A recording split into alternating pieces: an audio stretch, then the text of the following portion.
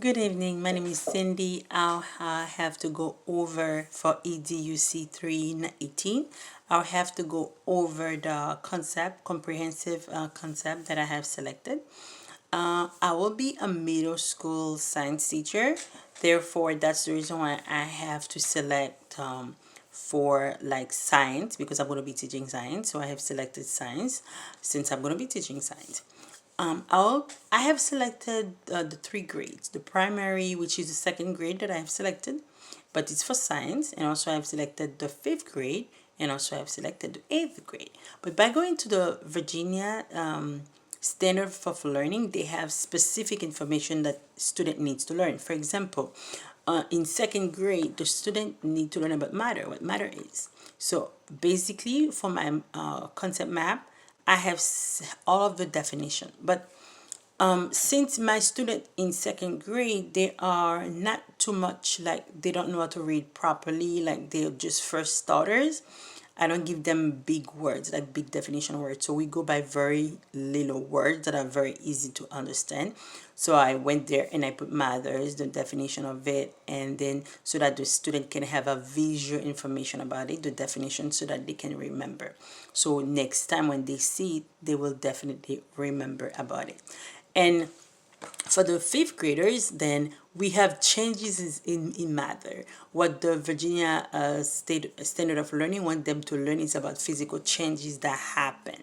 So my concept map for second grade is different, and now the fifth graders is a little bit more elaborate because second graders is a primary grade, and I consider fifth grade as elementary grade student. So that's been their concept map has more information into it. So that's been we try to put the definition about chemical changes. So that's been we went more in depth into physical science so that we go about chemical changes, we go about physical changes, we go about the law of conservation of matter and energy over it. So we have on that concept map, you can see that I have more information in it for the student to go over so that the student can have like a basic visual information about it so that they can learn better. I do believe that students learn better by a lot of, not all of the students, but since they learn differently, but a lot of students they learn better when they have the information in front of them so that they can go over it, they can read it. So that is the reason why I have selected that concept map for fifth graders. As you can see, the one for second grade is totally different than the one from the fifth grade because the grade level is totally different. And now to go back to the eighth graders, which is a little bit like eighth graders are figuring out they already know most of the stuff because remember we have for second grade, we have for fifth grade, so they've been doing physical science for a long time, so they have more information. So my third concept map is a little bit more, has more information in it. It's bigger, it has more pictures, it has more definition, it has more information into it. As you can see, my first concept map is very like basic.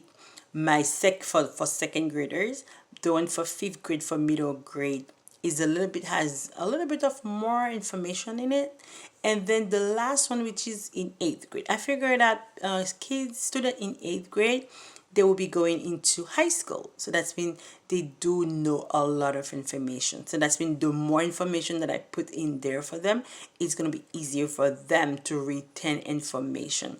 So that is the reason I have selected those words. They kind of heavier, they have more information about it. For example, we went more into wavelength, frequency, we went into speed and rarefaction, compression. So that's mean most likely the student will have more information about it. They already know those stuff. So it's like a review for them in physical science since they've been having physical science since second grade. So they've been through it since for second grade, for third grade, for fourth grade, for fifth grade, for sixth grade, for seventh grade, for eighth grade. So that's a lot of years that they've been investing learning about physical science. So I'm pretty sure they do have a lot of information. They know a lot about it. So that is the reason why my third one, which is the one for the eighth grader, has a lot of information to it. It's way bigger, wider, and also it has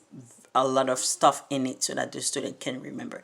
I do believe that students learn differently, but I do believe that a lot of students will learn when they see that we try our best to put all of the information for them, and then they have them visually. So students that do learn like my visual learners will love it so much. They will get as much information as they can so that they can study, so that they can review it, so that they will remember. So now when they move into high school, it's going to be very different because now they're going to have more information about physical science, so that they already know the subject from elementary and middle. They already know it, and then when they move into high school, they can take biology. They can change. They can still be in science, but they can go to biology. They can go to chemistry. But for physical science, they already have everything. Everything is already there. They don't have any other question about it. So that's when they have mastered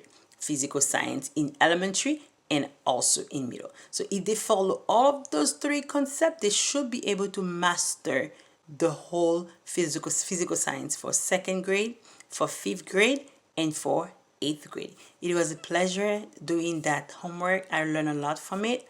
I just want to say thanks to you. God bless and have a great night. Bye.